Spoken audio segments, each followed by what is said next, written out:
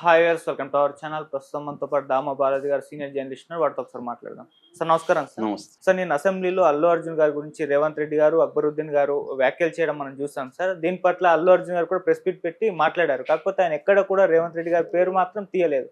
అయితే ఇప్పుడు ఒక న్యూస్ వైరల్ అవుతుంది సార్. అది అల్లు అర్జున్ గారు పరువు నష్టం దావా వేయబోతున్నారు రేవంత్ రెడ్డి గారి పైన, అక్బరుద్దీన్ గారి పైన అని అంటున్నారు. మరి నిజంగా పరువు నష్టం దావా వేయబోతున్నారా? అసలు ప్రెస్ మీట్ లో అల్లు అర్జున్ గారు ఏం మాట్లాడారు? ఎందుకు రేవంత్ గారి పేరు కూడా ఆయన మెన్షన్ చేయకుండా మాట్లాడడం మనం చూసాం సార్. మరి ఎంటైర్ గా ఈ ఇష్యూ పైన మీరు ఏం చెప్తారు? అసెంబ్లీలో రేవంత్ రెడ్డి కూడా అల్లు అర్జున్ పేరు తీయలేదు. అంటే స్ట్రాటజిక్ గానే ఉన్నట్టుగా అర్థమవుతుంది. రేపు పొద్దున ఏదైనా కేసు పెట్టినా నేను అల్లు అర్జున్ పేరు చెప్పలేదని ఆయన అన్నది. సో ఇటు ఇతను కూడా ఒక ఆర్టిస్ట్ అదే మాట్లాడాడు. ఎవరు? అక్బరుద్దీన్. అంటే వీళ్ళు ఇద్దరు కలిసే ఈ డ్రామా ఆడుతున్నారు అనేది బీఆర్ఎస్ వాళ్ళు చెప్పేది. బీఆర్ఎస్ ఏంటంటే రేవంత్ రెడ్డి అడిగిచ్చాడు ప్రశ్న, కావాలని వాళ్ళు అల్లు అర్జున్ పేరు తీయకుండా మాట్లాడారు. ఎందుకంటే రేపు పొద్దున కోర్టుకి వెళ్ళినా కూడా అల్లు అర్జున్ పేరు మేము చెప్పలేదు అని ఒక డిఫెన్సివ్గా ముందే ప్లాన్ చేసుకొని లీగల్ ఒపీనియన్ తీసుకొని ఇది కంప్లీట్గా స్క్రిప్టెడ్ వెర్షను అనేది బీఆర్ఎస్ వాళ్ళు ఆరోపిస్తున్నారు. సో ఏదేమైనా ఇటువైపు రేవంత్ రెడ్డి కానీ అక్బరుద్దీన్ కానీ అల్లు అర్జున్ పేరు తీయలేదు. అటువైపు అల్లు అర్జున్ సమాధానం ఇచ్చినప్పుడు కూడా అల్లు అర్జున్ వీళ్ళ పేర్లు చెప్పలేదు. వ్యక్తులు నేను ఏ వ్యక్తులకి వ్యతిరేకం కాదన్నాడు. కానీ ఇక్కడ వ్యక్తులే కదా చేసింది. వ్యక్తులుగా కాకపోతే ప్రభుత్వం చేసిందని కూడా అర్థం వస్తుంది. ఎందుకంటే ఒక ముఖ్యమంత్రి చేశాడంటే ప్రభుత్వం చేసింది. అసెంబ్లీలో చేశారంటే అది రేపు పొద్దున అబద్ధం అని కానీ ప్రూవ్ అయితే వాళ్ళ ఇద్దరికి కూడా ఇబ్బందులు ఉంటాయి. అందుకనే మేబీ వాళ్ళ పేర్లు కూడా బయట తీయలేదు. అల్లు అర్జున్ పేరు రేవంత్ రెడ్డి గారు మామూలుగా అయితే డైరెక్ట్గా అల్లు అర్జున్ పేరు చెప్పాలి కదా. అల్లు అర్జున్ పేరు ఇప్పుడు మనం అల్లు అర్జున్ పేరు చెప్తున్నాను నేను, వాళ్ళు ఎందుకు చెప్పట్లేదు అల్లు అర్జున్ పేరు అంటే దాని వెనక ఏదో ప్లాన్ కనబడుతుంది. అంటే మనం ఇదో చెప్తే రియాక్షన్ ఎలా ఉండొచ్చు, దాన్ని మనం ఎలా ఎదుర్కోవాలంటే మనం దీంట్లో ఎట్లా మాట్లాడాలి అనేది ఒక ప్లాన్ చేసుకొని వెళ్ళినట్టుగా మనకు కనబడుతుంది. ఆవేశంగానూ ఇంకోటే కాకుండా ఇది స్క్రిప్ట్ అంటే ఖచ్చితంగా స్క్రిప్టే కనబడుతుంది. ఎందుకంటే ఎవరైనా పొలిటీషియన్స్ పాలిటిక్స్ చేస్తారు. Revanth Reddy is a seasoned politician. 20 ఏళ్ళుగా ప్రతిపక్షంలో ఉండి ఆయన ఫైట్ చేసుకుంటూ వచ్చాడు అధికారంలోకి. కాబట్టి ఆయనకి ఒక విషయాన్ని ఎలా డీల్ చేయాలో ఆయనకి తెలియకుండా ఉండదు. రెండోది బ్రహ్మాండమైన లీగల్ టీమ్స్ అన్నీ ఉంటాయి. సో క్లియర్గా రేవంత్ రెడ్డి దీన్ని పొలిటికల్ ఇష్యూలుగా మారుస్తున్నాడు అనేది బీఆర్ఎస్ ఆరోపిస్తుంది. ప్రతిపక్షం కాబట్టి అలాగే మాట్లాడతారని వీళ్ళు అంటున్నారు.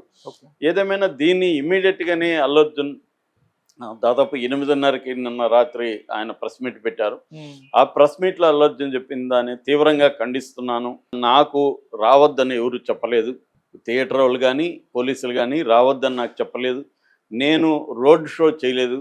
అక్కడ ఆగినప్పుడు మాత్రం నేను కూర్చొనే ఉంటే అంతమంది అభిమానులు ఉంటే కూర్చొనే ఉంటే ఇదని పోలీసుల సలహా మేరకే నేను పైకి లేచి దీంట్లో నుంచి కారులో నుంచి అందరికీ వాళ్ళకి చేతులు ఊపి ఇది చేశాను.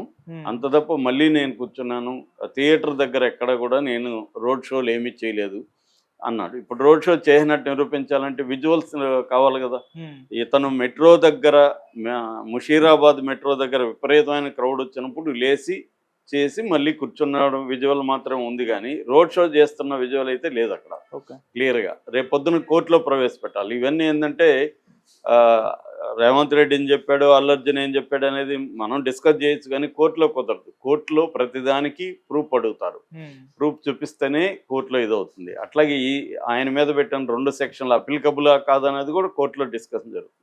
నాకు తెలిసి సుప్రీంకోర్టు వరకు కూడా వెళ్ళే అవకాశం ఉంది ఈ కేసు. ఫైనల్గా సుప్రీంకోర్టు దీన్ని చేస్తుంది. అక్కడ ఏం జరుగుతుంది అనేది మనం చూడాలి.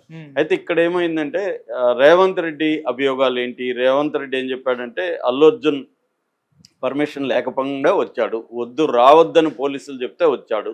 నెంబర్ 1. వచ్చినా కూడా రోడ్ షో చేసుకుంటా వచ్చాడు. నెంబర్ 3, బాల్కనీకి వెళ్ళి దీనివల్ల వెళ్ళడం వల్లే గుంపులు ఎక్కువైనాయి.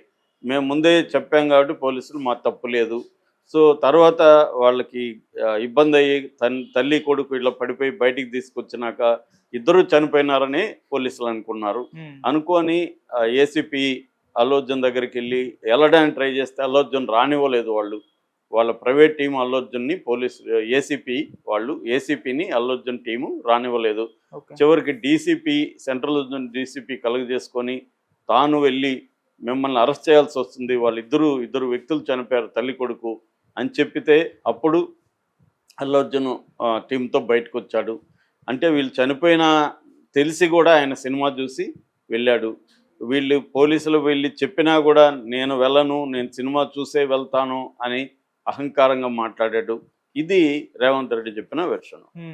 అట్లాగే ఆయన ఇంకొన్ని కామెంట్స్ చేశాడు. అరెస్ట్ చేసి జైల్లో నైట్ ఎందుకు వదులుతారు అనేది అన్నాడు. అట్లాగే అతనికి ఏమన్నా కన్ను పోయిందా, కాలు పోయిందా, చేయి పోయిందా, అతన్ని చూడడానికి ఎంతమంది క్యూలు కట్టారు సినిమా ఇండస్ట్రీని నేను ప్రశ్నిస్తున్నా, మీరెందుకు ఆ బాబుని ఒకరు కూడా పరామర్శించలేదు అనేది ఆయన మాట్లాడాడు. దీనికి అల్లు అర్జున్ సమాధానం చెప్పాడు. ఆయన మళ్ళీ సారీ చెప్పాడు వాళ్ళకి, ఫ్యామిలీకి. అట్లాగే తను వాళ్ళకి సహాయం చేస్తానని ఇంతకుముందు మాట ఇచ్చాను, దానికి కట్టుబడి ఉన్నాను అన్నాడు. అట్లాగే కొంతమంది వ్యక్తులు నన్ను ఆరోపించారు, అవేవి తెలియదు, నాకు ఎవరు రావద్దని చెప్పలేదు. రెండోది నేను రోడ్ షో చేయలేదు. మూడోది వాళ్ళు చనిపోయినట్టు నాకు ఎవరు చెప్పలేదు. చనిపోయినట్టు తెలుసుంటే నేను ఎందుకు సినిమా చూస్తాను? నేను ఏ మానవత్వం మనిషి ఉన్నోడైనా చనిపోతే సినిమా హిట్ అవుతుందని అంటాడా? సో ఇవన్నీ అబద్ధాలు, బేస్లెస్, ఆల్ టైమ్ లో అన్నాడు. లో అంటే నీచమైన ఆరోపణలు అనేది ఆయన మాట్లాడాడు. అయితే అందులో ఎక్కడా కూడా నేను లీగల్గా చర్య తీసుకుంటానని కానీ, లేకపోతే ముఖ్యమంత్రి ఎలా చెప్పడం అని కానీ అనలేదు.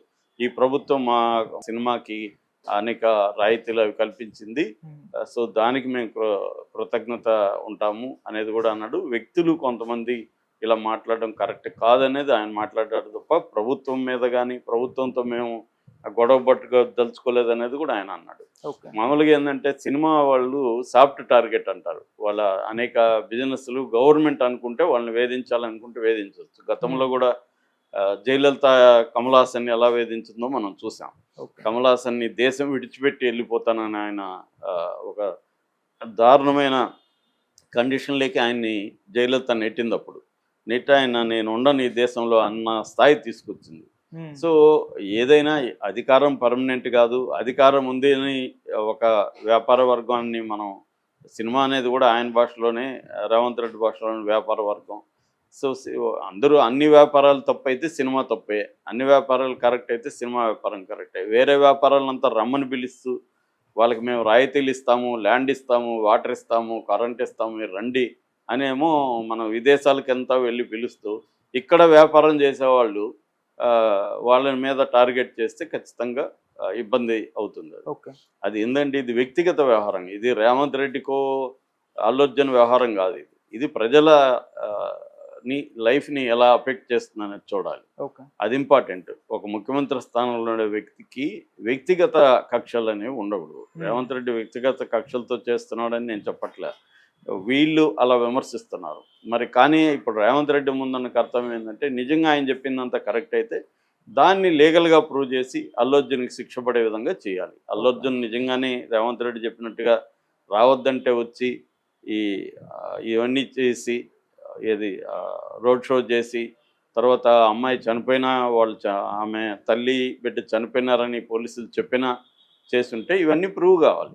మేము చెప్పామంటే చెప్పినట్టు ప్రూఫ్ ఏముందని అంటారు. ఇందాక ఇంకొక వెర్షన్ చదివా, అల్లు అర్జున్ మేనేజర్ సంతోష్కి చెప్పాడు, సంతోష్ నేను వెళ్ళి చెప్తానులే మీరు వెళ్ళిపోండి అన్నాడు అనేది ఒక వెర్షన్ ఉంది. మరి సంతోష్కి చెప్పారా, సంతోష్ అల్లు అర్జున్కి చెప్పలేదా? ఎందుకంటే అల్లు అర్జున్కి చెప్తే ఇబ్బంది అవుతుందని సంతోష్ చెప్పకుండా తీసుకెళ్ళిపోతే సంతోష్ ప్రాబ్లం అవుతుంది. అట్లాగే థియేటర్ వాళ్ళు రావద్దని పోలీసులు లెటర్ రాస్తే థియేటర్ వాళ్ళు అల్లు అర్జున్కి చెప్పకపోతే థియేటర్ వాళ్ళు ప్రాబ్లం అవుతుంది. ఇవన్నీ కోర్టులో ప్రూవ్ కావాల్సింది. సో మామూలు ప్రశ్న ఏంటంటే, ఒక ఏసీపీ స్థాయిలో ఒక థియేటర్కి అల్లు అర్జున్ రావద్దని చెప్పండి, మేము మీకు సెక్యూరిటీ ఇవ్వలేదంటే థియేటర్ వాళ్ళు ఎందుకు చెప్పకుండా ఉంటారు అన్నది ఒక ఇది. ఎందుకంటే రేపు పొద్దున వాళ్ళకి తెలుసు కదా, థియేటర్ వాళ్ళకి ఏదైనా ప్రాబ్లం అయితే మనం ఇరుక్కుంటామని. వాళ్ళు అల్లు అర్జున్ రావడం వల్ల వాళ్ళకేంటి ఉపయోగం? వాళ్ళకి తలనొప్పే కదా, క్రౌడ్స్ని కంట్రోల్ చేయడం వాళ్ళ బాధ్యత కూడా కదా. సో ఇక్కడ థియేటర్ దీన్ని మాత్రం రేవంత్ రెడ్డి ఏం మాట్లాడలేదు. అట్లాగే బీఆర్ఎస్ వాళ్ళు ఏం విమర్శ చేస్తున్నారంటే, ఇది కావాలని రేవంత్ రెడ్డి సినిమా వాళ్ళ మీద కక్షగట్టి చేస్తున్నాడు, వీళ్ళెందుకు, ప్రభుత్వం ఎందుకు వెళ్ళలేదు ఇన్ని రోజులు, ఎవరిని ఎందుకు పంపించలేదు, ఇప్పుడెందుకు హెల్త్ మినిస్టర్ వెళ్ళాడు, ఇప్పుడెందుకు సివి ఆనంద్ వెళ్ళాడు, ఇప్పుడెందుకు డబ్బులు 25 లక్షలు ఇప్పుడు గవర్నమెంట్ ఎందుకు ప్రకటించింది, ఇంతకుముందు ఎందుకు ప్రకటించలేదు, ఎప్పుడో 4వ తేదీ జరిగితే 21వ తేదీ ప్రకటిస్తారా? సో ఇదంతా కూడా ఒక ప్లాన్ ప్రకారం జరిగింది. అట్లాగే రేవంత్ రెడ్డి ప్రభుత్వంలో అనేక చావులు జరుగుతున్నాయి. గురుకులాల్లో ఫుడ్ పాయిజనింగ్ జరిగింది, దాని మీద అసెంబ్లీలో చర్చ లేదు. సో అట్లాగే రేవంత్ రెడ్డి తమ్ముడు కారణంగా ఒక మాజీ సర్పంచ్ చనిపోతే మరి అతన్ని అరెస్ట్ చేయాలి కదా అని హరీష్ రావు లాంటి వాళ్ళు కూడా ప్రశ్నిస్తున్నారు. ఏదేమైనా ఇది పొలిటికల్ టర్న్ తీసుకుంది, ఎమోషనల్ టర్న్ తీసుకుంది, మోరల్ యాంగిల్లోకి వెళ్ళింది. నిజానికి తేలాల్సింది ప్రజల మనం ఎంత గొంతు దించుకొని అరిసినా ఏమీ కాదు. ఫైనల్గా తేలాల్సింది కోర్టులో. అల్లు అర్జున్ తప్ప, థియేటర్ ఓనర్ తప్ప, పోలీసులు తప్ప అనేది వీళ్ళందరి తప్పులు లేకుండా ఒక యాక్సిడెంట్గా కూడా జరగచ్చు. ఒక్కోసారి కంట్రోల్ చేయలేని ఇది ఉంటుంది. ఇప్పుడు మనకి పుష్కరాల్లో ఎంతోమంది చనిపోయారు, ఆ మధ్యకాలంలో పొలిటికల్ ర్యాలీల్లో ఎంతోమంది చనిపోయారు, తర్వాత బాబాల దగ్గర హత్రోస్లో ఒక పెద్ద సంఘటన 121 మంది చనిపోయారు. అనేక సార్లు ఇవి జరుగుతున్నాయి. వాటిల్లో ఎప్పుడైనా ఏ పొలిటీషియన్ అయినా, ఏ హీరోనైనా, ఏ బాబానైనా, రామ్ గోపాల్ భాషలు చెప్పాలంటే ఏ దేవుడినైనా అరెస్ట్ చేశారా? లేదు కదా. ఇప్పుడు ఎందుకు అల్లు అర్జున్ అరెస్ట్ చేస్తున్నారు అని అనేక ప్రశ్నలు అయితే ఇరువైపులా ఉన్నాయి. నిజంగా చనిపోయినాక కూడా అల్లు అర్జున్కి ఎందుకు చెప్పలేదు? ఒకవేళ చెప్పకపోతే ఆయన తెలియదు నాకు, నేను సినిమా చూశాను. రెండో నాకు డౌట్ ఏంటంటే, ఎందుకు చనిపోతే సినిమా ఎందుకు ఆపలేదు? పోలీసులు సినిమాని ఆపించాలి కదా. సినిమా ఆపిస్తే ఆటోమేటిక్గా అల్లు అర్జున్తో సహా అందరూ బయటకు వస్తారు కదా. అల్లు అర్జున్ బయటికి రమ్మన్నారు కానీ ఒక చావు అక్కడ జరిగితే 2 చావులు వాళ్ళ భాషలో. పోలీసులు అబ్బాయి కూడా చనిపోయాడని అనుకున్నారు. మరి ఇద్దరు చనిపోతే సినిమాని ఆపేసి ఆ థియేటర్ క్లోజ్ చేయాలి కదా, అది ఎందుకు చేయలేదు? ఇలాగ అనేక డౌట్లు ఇరువైపులా ఉన్నాయి. అల్లు అర్జున్ ప్రూవ్ చేసుకోవాలి తన ఇన్నోసెంట్ అని, ప్రభుత్వం అల్లు అర్జున్ది తప్పని ప్రభుత్వం ప్రూవ్ చేయాలి. కోర్టులో ఏం తెలుతుందని చూడాలి. ఇలాంటి వివాదాలన్నీ కొద్ది రోజులు వివాదాలు నడిచి వెళ్ళిపోతాయి కానీ ఫైనల్గా తేలాల్సిన కోర్టులో అక్కడ ఏం జరుగుతుందనేది చూడాలి. Okay sir, thank you so much.